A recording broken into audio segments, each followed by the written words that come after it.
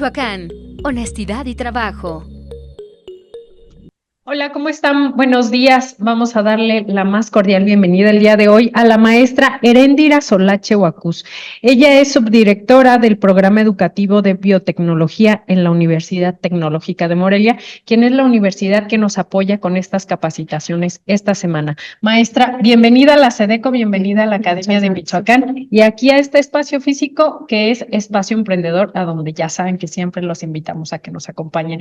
Doctora, maestra, ya le ando poniendo el doctorado muy próximo. Ya casi. Maestra, bienvenida nuevamente. Le dejamos el uso de la voz y estamos atentos. Licenciada, muchas gracias. Muy buenos días. Yo encantada y toda la Universidad Tecnológica muy contentos de compartir algo de lo que hacemos y compartimos y brindamos a los alumnos, incluso a la comunidad exterior, como parte de servicios tecnológicos y darles parte de los conocimientos que nosotros impartimos en nuestros diferentes programas educativos. Muchísimas gracias por el espacio, licenciada, y aquí a la Academich para brindarnos este espacio. Pues vamos a iniciar. Es un tema por demás interesante y que ha cobrado mayor relevancia y mayor atracción hacia el público en general después de la pandemia, durante la pandemia y después de la pandemia, porque precisamente fue alguien que nos puso de cabeza, que fue un virus que no vemos a simple vista y que sin embargo, pues a todos nos cambió la vida, ¿verdad? Pero en esta ocasión vamos a hablar del uso benéfico, porque por supuesto que también son benéficos. Entonces vamos a hablar sobre el aprovechamiento en el aspecto de salud. Primero, ¿qué son los microorganismos para darnos a entender? Vamos a dar cositas básicas para adentrarnos más en el tema. Y es todo ser vivo que no podamos ver a simple vista y que requiera de un microscopio para su observación. Y en este ámbito, en este aspecto, vamos a encontrar que es un mundo, el mundo de la microbiología, que estudia toda esta gran diversidad. De hecho, les voy comentando y les voy adelantando un poquito, hay más especies de bacterias que de seres vivos que sí podemos ver, y nada más de bacterias, porque tenemos de otros reinos. Entonces tenemos bacterias, tenemos hongos, tenemos protozoos, tenemos algas, y pongo más abajito a los virus, porque está el dilema de si se consideran vivos o no. Les voy a llamar entidad biológica para no caer en discrepancia, ¿de acuerdo? Para manejarnos en los términos adecuados. Si gustan, en algún momento hacemos un foro de opiniones sobre si los virus son vivos o no. Pero para avanzar en el tema, les estoy mostrando aquí imágenes de estos seres microscópicos que llegan a ser inocuos para el ser humano. Algunos son patógenos y algunos son de beneficio. Las formas son diversas, así como a nivel macroscópico las formas de los seres vivos son diversas, a nivel micro también. Aquí tenemos protozoos, aquí tenemos una bacteria con su material genético sacado para que vean la cantidad también que tiene. Este es un tipo de virus. Aquí tenemos hongos, aquí tenemos las ligaduras y estos son otro tipo de bacterias. Entonces, también la diversidad es grande. Por otro lado, dentro de estos microorganismos tenemos lo que es la microbiota. Esta nos acompaña a nosotros desde el momento de nacimiento y acompaña a muchos de los seres vivos. Todos los seres vivos tenemos por ahí una microbiota. ¿A qué le vamos a llamar microbiota? Al conjunto de microorganismos que residen en nuestro cuerpo. Nuestro cuerpo no es estéril y qué bueno que nos acompaña. ¿Por qué? Porque impiden, la función de ellas es impedir que microorganismos patógenos nos invadan. Entonces, en nuestra piel, ahorita en este momento tenemos bacterias. ¿Y también para qué sirven? Para generar ese pH y nos defienda de otros tóxicos. Por ahí hay dermatólogos o el área de investigación dermatológica que está adicionando un factor benéfico a este tipo de microbiota que tenemos en la piel, que es impedir el cáncer de piel, que son los que nos protegen. Ahorita lo vamos a comentar. De acuerdo a la relación o beneficio o lo que ellos nos generan, en nosotros vamos a tener de tres tipos, como vienen siendo comensales, que son nada más se alimentan y nosotros no nos causan un perjuicio. Tenemos los mutualistas donde recibimos un beneficio, nosotros les damos algo y ellos nos brindan algo, y tenemos los parásitos, esos que se estén alimentando nosotros y en algún momento nos llegan a ocasionar algún daño. Bueno, entonces vamos a tener Estos beneficios los estamos clasificando de acuerdo al área donde nos dan algún producto o servicio.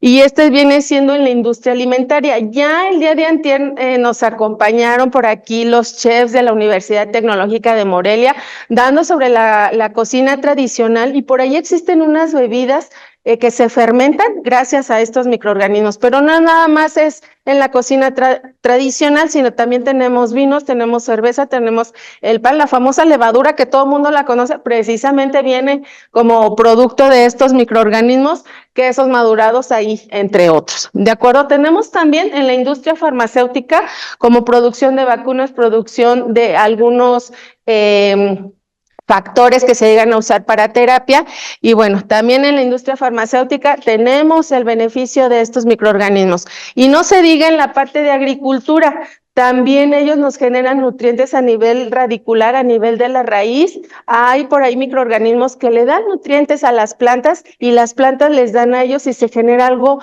una relación muy, muy bonita de un ganar-ganar. Déjenme decirles, aunque no es el tema, que en el caso de los microorganismos que se encuentran en la raíz, gracias a ellos nosotros podemos asimilar el nitrógeno que se encuentra en el aire. Ningún otro microorganismo ni ningún otro organismo es capaz, ni nosotros tampoco. Recordando que la molécula de nitrógeno tiene 3 enlaces y romper eso se requiere mucha energía. ¿Quiénes sí son capaces? Los microorganismos que se encuentran en las raíces de las plantas, y ya de ahí viene la cadena alimenticia, y gracias a ellos nosotros podemos generar nuestras proteínas por los aminoácidos que ahí se requieren. Y bueno, el tema de hoy viene siendo para el área de salud. Aquí nos vamos a enfocar, pero no quise dejar de lado que tenemos beneficios en otras áreas. Voy a comenzar con los microorganismos. El que más se llega a conocer de manera común, que es la levadura, que todo el mundo dice, es que es la levadura del pan. ¿Qué es la levadura del pan? Es un microorganismo, y que por su trabajo metabólico permite que la masa se infle, ¿de acuerdo? Pero no nada más se aplica a la industria de panificación, sino también en la parte de salud. Son hongos unicelulares, son una sola célula. Vean el tamaño, de 3 a 40 micras, para darnos una dimensión de qué es una micra. El milímetro de lo que viene siendo una regla que manejamos en casa, en la escuelita, ese milímetro, el chiquitito, divídanlo en 1000, y esa es una micra. Esa es una micra. Entonces las levaduras son de 3 a 40 micras, pero no se preocupen, todavía hay organismos más pequeñitos que esto y que nos beneficiamos. Su tiempo de reproducción, vean qué rápido, de 2 a 3 horas. En 2 o 3 horas ya tenemos una nueva generación. Y se conocen de las levaduras alrededor de 500 especies, y es de los microorganismos más utilizados en ingeniería genética, y ahorita les voy a comentar por qué. Precisamente por las características de este tipo de organismos, que viene siendo parecido en gran número de proteínas con respecto a las de humano. Entonces, para no experimentar en animales, en células humanas o bien en los mismos humanos, se utilizan microorganismos parecidos, y en este caso levadura es un modelo ideal. En levaduras se llegan a estudiar enfermedades crónico-degenerativas como el Alzheimer. Para conocer todo ese tipo de comportamiento de proteínas, lo estudiamos en levadura y decimos, muy probablemente esto que sucede en levadura está sucediendo acá en la enfermedad crónico-degenerativa en humano. También se llegan a utilizar esos mecanismos con los que algunas bacterias muy, muy dañinas en nosotros, que les llamamos bacterias patógenas, todo eso que hacen dentro de nuestras células, lo que hacemos para estudiarlas es, infectamos una levadura, vemos lo que desencadena y decimos, probablemente esto esté pasando en las células humanas. Y entonces de ahí se generan diferentes estrategias, como impedir una infección, cómo encontrar el tratamiento, cómo encontrar un blanco terapéutico, ¿de acuerdo? La otra aplicación es en el estudio de tumores. Entonces, cuando una levadura comienza a crecer muy rápido, es porque la orden de que esté creciendo y reproduciéndose viene a nivel molecular. Entonces, en el caso de cáncer, en el caso de tumores, viene eso, pero de manera desordenada, no hay un stop con una economía energética. Entonces, lo que se hace es estudiar ese comportamiento, pero a nivel de levaduras. Y obviamente el estudio de fármacos, yo le doy un fármaco a la levadura, veo que le está ocasionando antes de administrarlo en una de las fases de estudio que se tienen para la producción de fármacos. Levadura también llega a ser un buen modelo biológico. Otro de los aspectos, pero que se está todavía altamente regulado, todavía no se está aplicando ya para comercializar ya en la industria tal cual, pero que tiene gran potencial, es la producción de proteínas. Por ahí las levaduras del pan o levaduras que andan fermentando son del género Saccharomyces. Las que no son de ese género, las no Saccharomyces, como en el caso de Cloiberomyces marxianus, es un microorganismo con alto potencial en producción de proteínas que sirven para tratamiento de enfermedades. Ustedes seguramente están familiarizados con la palabra diabetes, con la enfermedad del azúcar. Entonces, en el caso de estas bacterias llegan a producir este tipo de proteínas como viene siendo la proinsulina o la insulina tal cual. Sin embargo, todavía no está para comercializarse.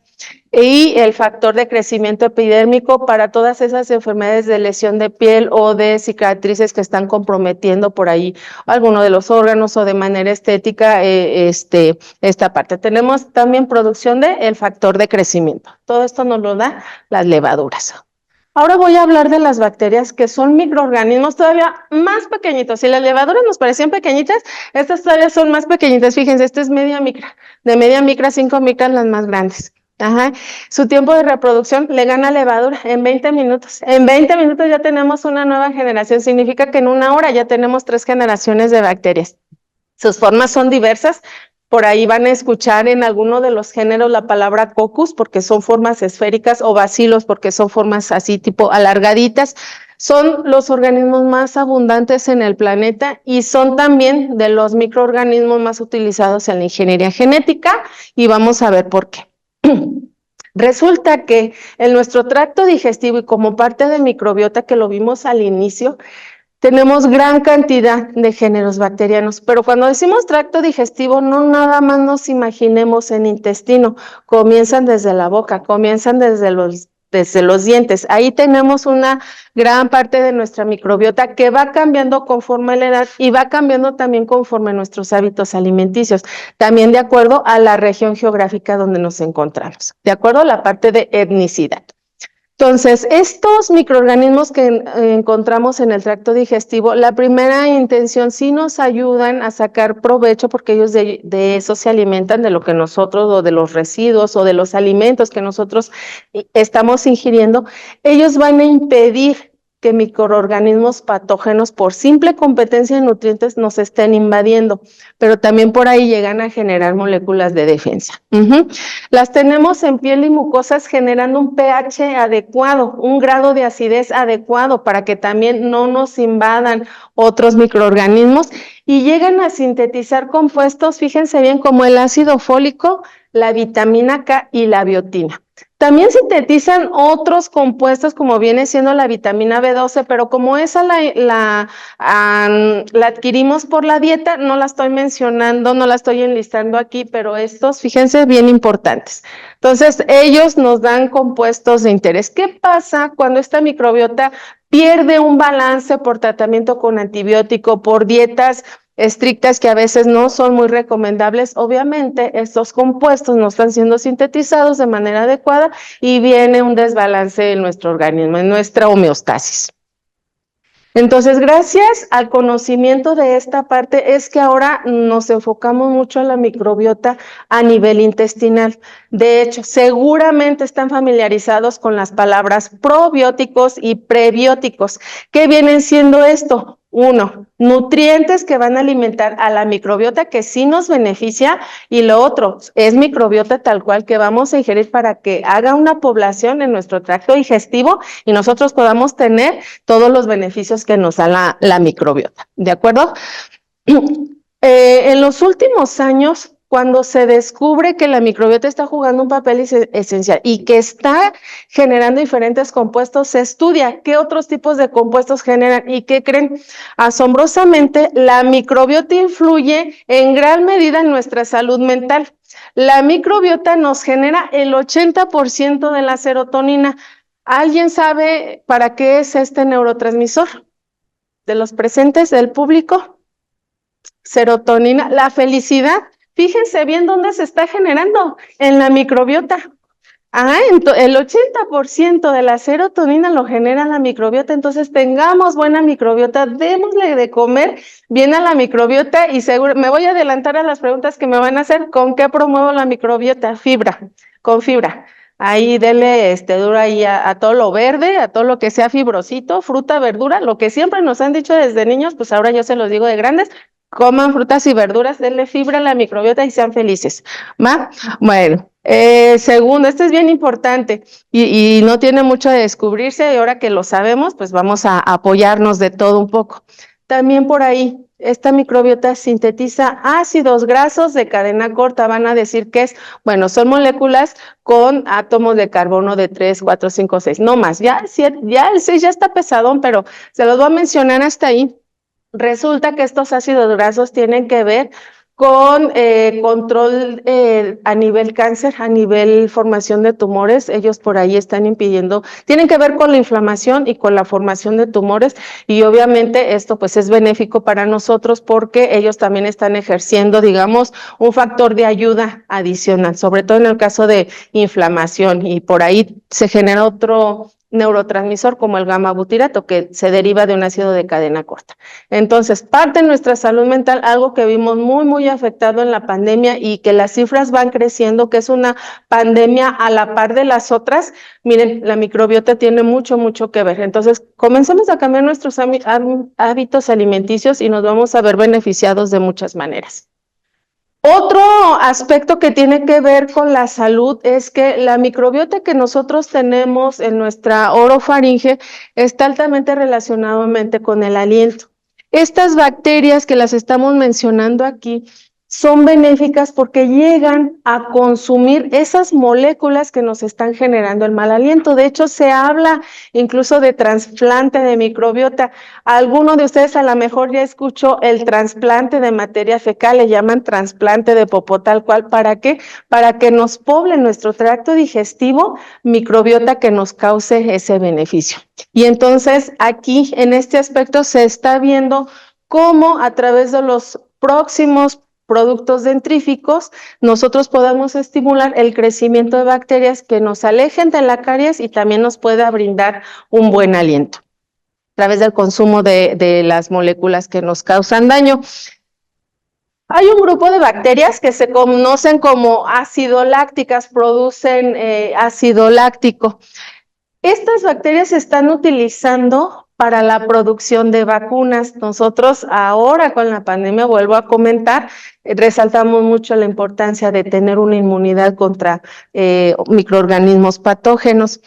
Estas bacterias se están manipulando, son de las más manipuladas para que expresen, para que produzcan esas proteínas que nuestro sistema inmunológico va a reconocer y va a decir, la próxima vez que yo te vea, te voy a dar en la torre. ¿Y cuál es esa próxima vez? La infección del microorganismo. Y entonces así el sistema inmunológico ya lo reconoce y va a atacar.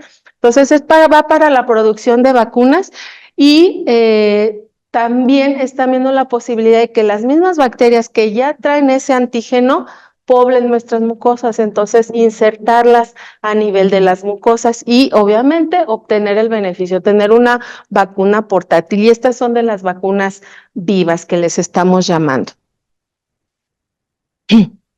Ahora me voy a pasar a microorganismos todavía más pequeñitos, o sea, levadura pequeño, bacteria más pequeño, y ahora vamos con los virus, los más pequeños de todos los reinos. Que déjenme decirles, se han descubierto virus grandes, virus de tamaño de micras, pero estos andan ya en nanómetros. ¿Se acuerdan que el milímetro lo dividimos en 1000? Bueno, volvámoslo a dividir entre 1000. Y ese es el tamaño que maneja el virus, los nanómetros. Los virus, por las características que tienen, se les considera como parásito obligado. Para que el virus pueda replicarse, pueda reproducirse, tiene que invadir una célula. ¿Qué tipo de células? No nada más las humanas, no nada más la de los animales, también infectan plantas, también infectan hongos, también infectan levaduras, también infectan bacterias y hay virus que infectan a otros virus. Entonces, estos a quien se deje, pero son altamente específicos con su tipo de hospedero. Es decir, el virus de la rabia solo infecta a las células del sistema nervioso del perro y de algunos mamíferos, nada más, no va a infectar hígado, no va a infectar hueso, no va a infectar otro tipo de cosas. Son altamente específicos. De ahí que cuando un virus salte de un hospedero a otro, es porque está ocurriendo un cambio evolutivo muy, muy tremendo y sí nos espantamos. Quienes manejamos esta parte de microbiología, investigadores y demás, sí nos espantamos porque este virus se está saliendo de control por esa pérdida de especificidad. Entonces, en el caso de los virus, son las entidades biológicas más sencillas y más abundantes, pero lo sencillo no quiere decir fácil. Es de tan fácil, es lo único que ocupa que pues invade a nosotros, es decir, nosotros le trabajamos a él. Así como te vistes la marca, el carro y demás, le estás trabajando a los virus y ni cuenta nos damos. Los virus que infectan bacterias se conocen como bacteriófagos. Y es esa formita que les enseñé al inicio. Y si tenemos bacterias patógenas y tenemos virus que infectan bacterias, ¿para qué creen que vamos a usar a los virus? Pues para que infecten bacterias patógenas y las maten y así nosotros ya no tengamos que pelear con ellas. Este es uno de los usos que se le están encontrando a los virus. Existe otra familia, los virus los hemos clasificado para su mejor estudio en familias y existe la familia de los adenovirus. Hay algunos que son patógenos, pero hay otros que por sus características nos permiten usarla como vectores. ¿Qué es un vector? Algo que transporta otra cosa. Lo que vamos a hacer aquí a los adenovirus es modificar su material genético. Yo le voy a insertar información, le voy a insertar ADN que me vaya a producir una proteína de interés. Entonces, esas proteínas, ¿qué pueden ser? Obviamente pueden ser antígenos para vacunas. Entonces, un vector son portadores de genes que van a convertir a algunas células. Los adenovirus son los de mayor potencial y los que se han estado utilizando para terapia génica. ¿Por qué? Porque el adenovirus va a invadir la célula y le va a inyectar ese material y ahora la célula va a tener ese material genético y se va a comportar de manera diferente. ¿Para qué células se han utilizado? Para células de tumor y regresen a su estado normal, a su estado sano. Células de cáncer y que regresen a células sanas. ¿De acuerdo? Entonces, los adenovirus son para terapia génica, son los vectores a los que se les ha visto ese ideal. Y otra ayuda que nos dan es, yo les voy a insertar el material genético, me producen proteína. ¿Qué tipo de proteína puede ser? Aquella que sirva para vacuna o aquella que me permita alguna ventaja a nivel genético o a nivel proteína. Hasta aquí son el uso directo de los microorganismos en la parte de salud, en la parte que va a estar en contacto directo con nosotros. Otra de las ramas que debemos de revisar es a nivel industria farmacéutica. A nivel industria farmacéutica, como les mencionaba, hay producción de varios productos que nosotros requerimos, de varios insumos que estamos por ahí requiriendo. Uno de ellos, la vitamina B12, se obtiene a través de bacterias que hemos modificado para que nos produzcan vitaminas que al rato nos las andan vendiendo, y las necesitamos por enfermedad, por deficiencia, por dieta o por alguna condición de salud. También tenemos producción de fármacos que nos ayudan las bacterias, sobre todo aquellos que son precursores de proteínas o que van a estimular por allí alguna de nuestras vías celulares. También las bacterias nos están ayudando a sintetizar de estos fármacos. Tenemos la producción de nutracéuticos, bacterias las modificamos, les mencionaba, por ejemplo, la proinsulina, que no es tal cual un nutracéutico, entra más bien en la parte de arriba, pero en el caso de nutracéuticos, aquellos nutrientes que nosotros estamos requiriendo en mayor cantidad, que nos van a causar beneficio, ¿de dónde los vamos a obtener? Ponemos a trabajar a las bacterias para que ellas no los den y ya al rato nosotros los andamos purificando. Y bueno, tenemos la producción de vacunas que ya lo mencionamos.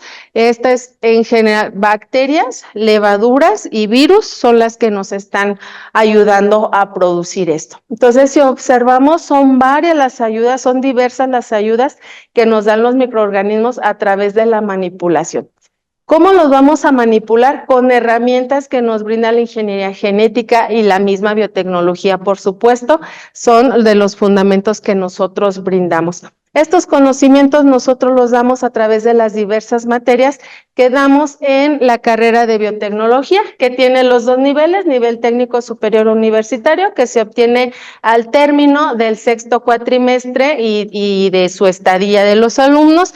Posteriormente, para el grado de ingeniería, el término del 11º cuatrimestre, que es la estadía, y bueno, los alumnos ya van tomando las líneas que llegan a requerir o que les llama la atención, y llegan a tomar de estas líneas, son de las más acudidas. Y bueno, les quiero agradecer aquí a Espacio Emprendedor, a Academich, la oportunidad de compartirles un poquito.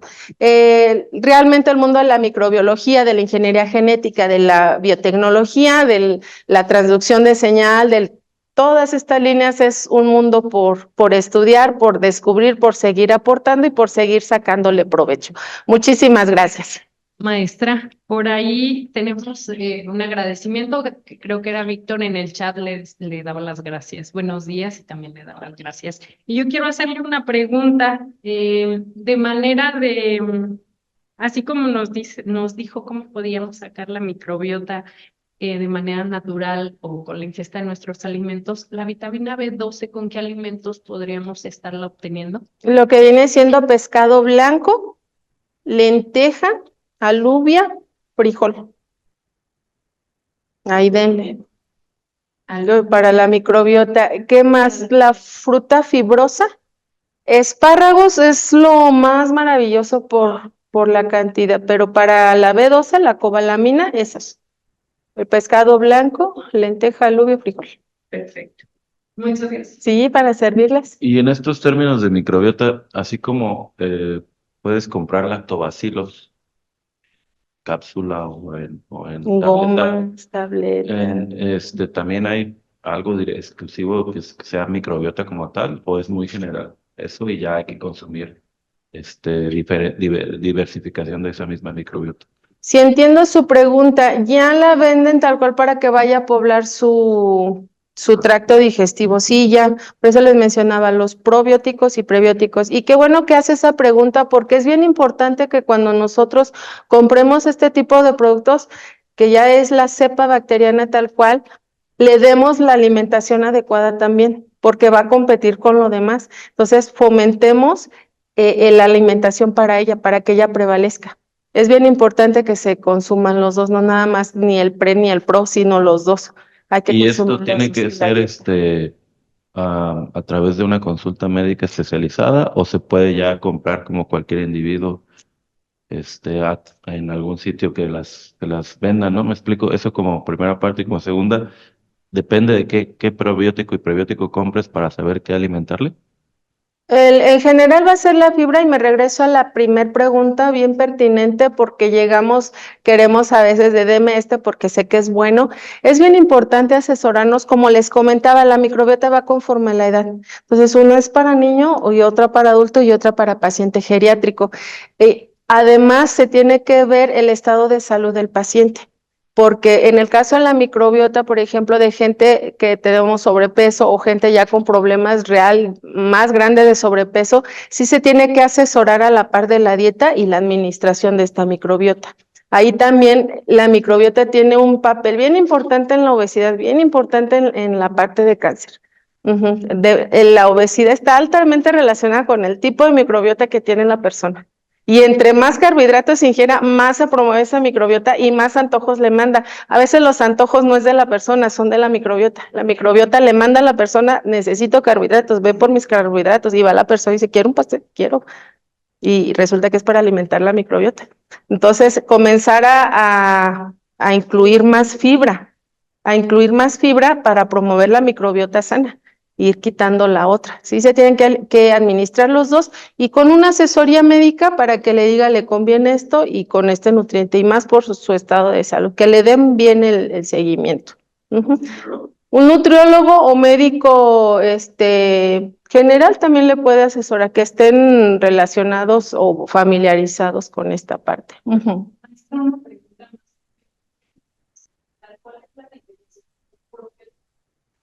Sí, el prebiótico viene siendo aquellos microorganismos que van a formar parte de, son los alimentos que le van a nutrir a la microbiota. Y el probiótico son aquellos microorganismos que van a hacer. Uno es el alimento y el otro es el microorganismo per se. ¿Alguna otra? Sí. ¿Qué tal, maestra? Al inicio de la sesión habló acerca de la controversia que existe entre si un virus es un ser vivo, considerado un ser vivo o no. Yo tengo entendido que un virus es simplemente material genético y que es la forma más primitiva de vida que se conoce. De hecho, es como que el objeto de estudio para poder más o menos crear teorías del origen de la vida. Yo también tengo entendido que su forma de reproducción, como usted lo mencionó, es que se introduce en las diversas células. La célula se reproduce, y se genera una copia exacta de la célula, aún con el virus en su interior. ¿Qué características debe de cumplirse para que sea considerado como un ser vivo y a qué se debe esta discrepancia entre si es un ser vivo o no?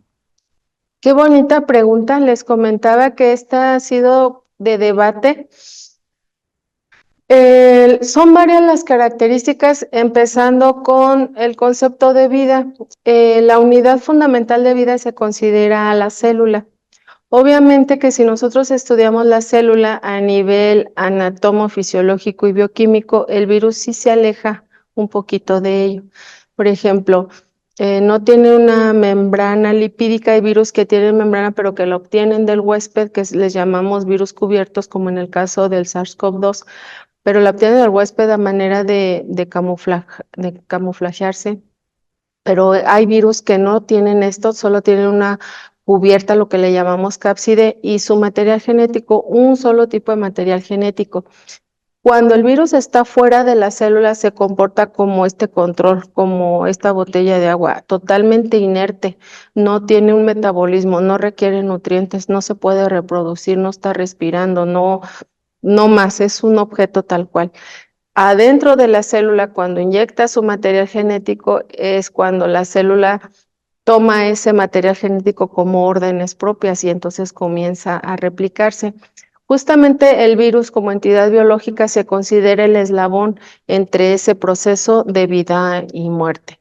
Hay investigadores que los consideran como un ser vivo, pero con otras características que rompe esa parte de se tiene que requerir la célula, porque todos los seres vivos requieren material genético para replicarse, para sacar copia. Es decir, yo le puedo sacar copia a un escrito si tengo papel, pero no es un ser vivo, es algo que requiere. En el caso de los seres vivos que requieren el material genético, el virus sí lo tiene y sí tenemos muchas copias, incluso tiene proteínas, incluso actúa de manera inteligente, de manera que va a seguir preservando sus, no puedo decir término especie porque eso solo aplica a seres vivos, pero llega a cumplir algunas características siempre y cuando esté parasitando, siempre y cuando esté adentro, se comporta como una entidad biológica inteligente que mueve, que no ocupa tal cuales nutrientes por sus características, pero sí se comporta como ello. Es debatible, es muy debatible. En algún momento mi tendencia, y les soy honesta, digo, no, es que sí es ser vivo, y luego estudiamos, no, es que no es ser vivo, y luego vemos el mecanismo de patogenicidad y decimos, no, es que tú sí estás vivo, o sea, si eres alguien. Es muy debatible, y la pregunta sí nos llevaría horas con expertos y llegaríamos a la misma conclusión. Ni vivo ni muerto, dependiendo. Le agradezco mucho la pregunta. Maestra, súper interesante, ya ve, ya le había dicho. Le agradezco de verdad nos introduce a un momento de reflexión y a un tema de conciencia para nosotros mismos. Le agradecemos los tips que nos dio para mejorar nuestra alimentación y los detalles que podemos tener con ella. Con este agradecimiento personal, quiero entregarle el reconocimiento que el gobierno del estado, a través de la SEDECO, tiene para usted. El reconocimiento es para la maestra Heréndira Solache Huacús por su valiosa intervención como ponente en la Academia de Michoacán, en Academich, en la capacitación titulada Aprovechamiento Benéfico de Microorganismos en la Salud. Esta ponencia está siendo realizada el 8 de febrero del 2024 aquí en Morelia, Michoacán, en las instalaciones de la SEDECO. Maestra, le entrego el reconocimiento que con mucho gusto le firma a mis secretarios de Desarrollo Económico, con el gusto de que haya estado con nosotros. Muchas gracias, muchas gracias. No, hombre, nosotros encantados en la UTM. Cuando nos gusten visitarnos, las puertas están abiertas.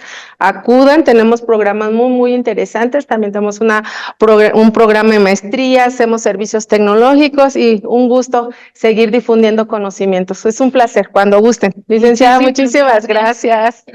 Por ahí escuchamos unos temitas que ya también nos gustaron de la UTM, entonces seguramente los estaremos incluyendo a ellos, pedirles que se incluyan en estas semanas tan importantes que llevaremos esos pequeños temas. Les agradezco mucho y que tengan un bonito día.